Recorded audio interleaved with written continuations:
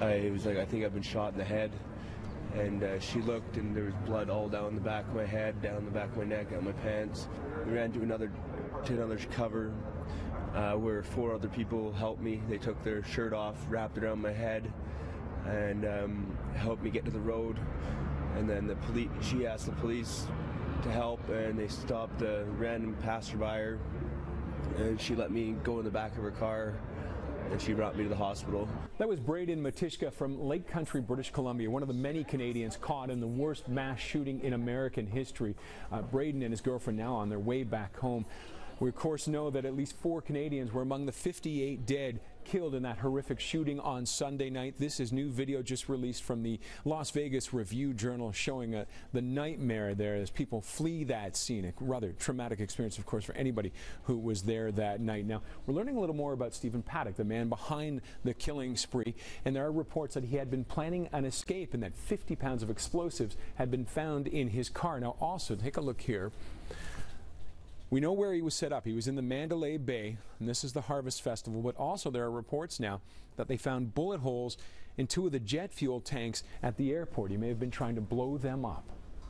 Authorities are also looking into the possibility he may not have been working alone. They are still trying to piece together a timeline of Paddock's life leading up to Sunday's shooting and, of course, his motivation. Anything that would indicate this individual's trigger point and that would cause him to do such harm,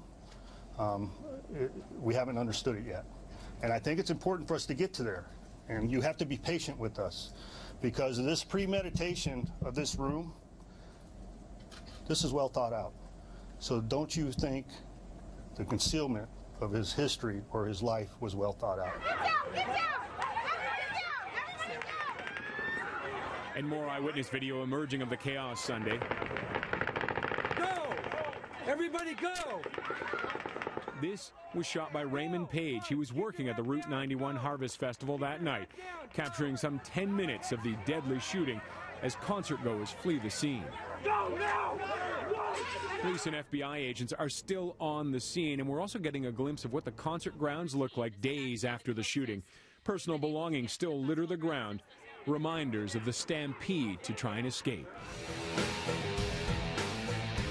The shooting also bringing Sin City's gun tourism industry to light. Its gun culture and entertainment evident everywhere, offering visitors a chance to experience live ammunition and even machine guns. U.S. stocks, meanwhile, closing at record highs for 3 straight days this week, driven by a spike in gun manufacturing sector shares. That has become a common trend after mass shootings.